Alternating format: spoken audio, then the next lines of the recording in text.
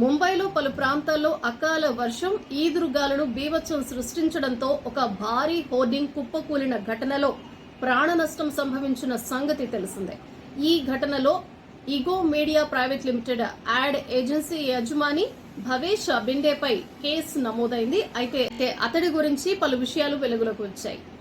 అక్రమంగా హోర్డింగ్లు పెట్టినందుకు ఇప్పటికే భవేష్ పై 20 సార్లకు పైగా జరిమానా పడినట్లు ఆ కథనాలు పేర్కొన్నాయి.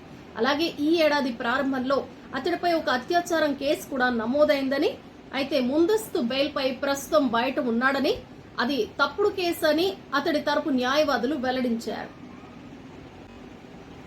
ఢిల్లీ మద్యం కుంభకోణం కేసులో ఆమ్ ఆద్మీ పార్టీ పేరును నిందితుల జాబితాలో చేర్చనున్నట్లు ఢిల్లీ హైకోర్టుకు ఈడీ వెల్లడించింది. ఇదే జరిగితే ఈ దర్యాప్తు సంస్థ చరిత్రలో తొలిసారి ఓ జాతీయ పార్టీ పేరును నిందితులుగా ప్రస్తావించినట్లు అవుతుంది. ఆప్ నేత Delhi deputy CM Manish Sisodia bail petition పై జరిగిన విచారణలో భాగంగా ఈ కేసులో అనుబంధ ఛార్జ్ షీట్ దాఖలు చేస్తామని, అందులో పార్టీ పేరు ఉంటుందని ఈడీ తెలిపింది. భారత్లో సార్వత్రిక ఎన్నికల వేళ పాకిస్తాన్ వెంబడి అంతర్జాతీయ సరిహద్దు నుంచి డ్రోన్ల అక్రమ చొరబాటు పెరగటం కలవరం రేపుతోంది. దేశంలో లోక్సభ ఎన్నికల కోడ్ అమల్లోకి వచ్చిన 60 రోజుల వ్యవధిలో సరిహద్దు భద్రతా దళం 49 డ్రోన్లను కూల్చివేసింది. 2022 జనవరి మే మధ్యకాలంతో పోలిస్తే ఈ ఏడాది అదే వ్యవధిలో దాదాపు 13 రెట్లు ఎక్కువ డ్రోన్లు పొరుగు దేశం నుంచి భారత్ భూభాగంలోకి చొరబడుతూ పట్టుబడ్డాయి. వాటిలో చాలా వరకు చైనాలో తయారైనవే కావటం గమనార్హం. ముంబైలో హోర్డింగ్ కూలిన ఘటనలో మృతుల సంఖ్య 14కు చేరింది. ఈ సంఖ్య మరింత పెరగొచ్చని అధికారులు ఆందోళన చెందుతున్నారు. మరో 74 మంది తీవ్రంగా గాయపడ్డారు. ఈ ఘటనకు కారణమైన వారిపై కఠిన చర్యలు ఉంటాయని ముంబై పోలీస్ కమిషనర్ వివేక్ తెలిపారు. మహారాష్ట్రలోని ఛత్రపతి శివాజీ మహారాజ్ అంతర్జాతీయ విమానాశ్రయంలో 13.56 కోట్ల విలువ చేసే బంగారం పట్టుబడింది. శుక్రవారం నుంచి ఆదివారం వరకు జరిపిన ఈ తనిఖీల్లో 22.14 కేజీల బంగారాన్ని స్వాధీనం చేసుకున్నట్లు విజిలెన్స్ అధికారులు సోమవారం ప్రకటించారు.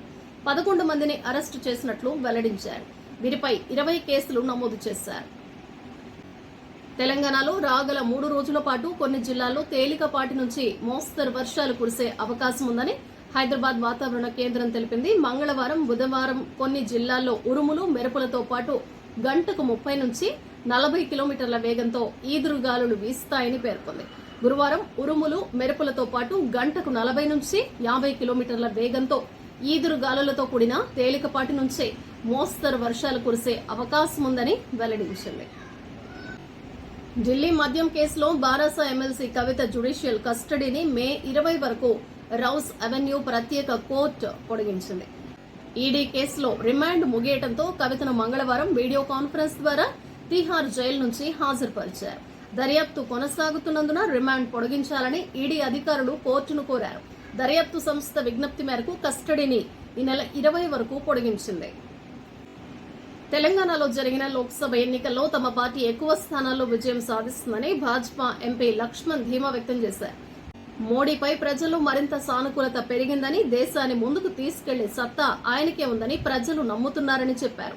హైదరాబాద్ లో ఆయన మీడియాతో మాట్లాడుతూ కాంగ్రెస్ ప్రభుత్వం రుణమాఫీ అమలు చేసేంత వరకు ఉద్యమిస్తామన్నారు. భవిష్యత్తులో బారాసా, కాంగ్రెస్ విలీనం కావటం ఖాయమని ఆయన వ్యాఖ్యానించారు. హైదరాబాద్ మెట్రో రైళ్లు ప్రయాణికులతో కిక్కిరిసిపోతున్నాయి. సార్వత్రిక ఎన్నికల్లో ఓటు వేసేందుకు సొంతూళ్లకు వెళ్లిన వారు తిరిగి రావడంతో మెట్రోలో రద్దీ పెరిగింది. ప్రధానంగా ఎల్బీనగర్ నుంచి మియాపూర్ వైపు రైళ్లలో ఎక్కువ మంది ప్రయాణిస్తున్నారు. సాధారణంగా ప్రతిరోజు ఉదయం 6 గంటలకు మెట్రో సేవలు ప్రారంభమవుతాయి. కానీ మంగళవారం 5 గంటల 30 నిమిషాల నుంచే రాకపోకలు మొదలయ్యాయి. రద్దీ దృష్ట్యా మరిన్ని ట్రిప్పులు నడిపే అవకాశం ఉంది. రామ్ చరణ్ తన బెస్ట్ థెరపిస్ట్ అని ఉపాసన తెలిపారు. తాజాగా ఓ ఇంటర్వ్యూలో పాల్గొన్న ఆమె ప్రసవానంతరం డిప్రెషన్ ను అధిగమించడానికి చరణ్ ఎంతో సాయం చేసినట్లు చెప్పారు. డెలివరీ తర్వాత తాను ఎదుర్కొన్న సవాళ్లను తెలిపారు. తల్లి కావడం అన్నది ప్రతి మహిళకు ఓ అద్భుతమైన ప్రయాణమని, కానీ అది ఎన్నో సవాళ్లతో కూడుకున్నదని, ప్రసవానంతరం డిప్రెషన్ ను తక్కువగా తీసుకోవద్దన్నారు ఉపాసన. అవసరమైతే నిపుణులను సంప్రదించి దాని నుంచి బయటపడాలన్నారు. చాలా మందిలాగే తాను డెలివరీ తర్వాత తీవ్ర ఒత్తిడికి లోనయ్యానని, అప్పుడు చరణ్ తనకు ఎంతో అండగా నిలిచాడని, తనతో పాటు తన పుట్టింటికి వచ్చాడని, అందరికీ ఇలాంటి అదృష్టం ఉండదన్నారు ఉపాసన. క్లీన్ కారా విషయంలోనూ చరణ్ చూపే శ్రద్ధ చూస్తే ముచ్చటేస్తుందన్నారు.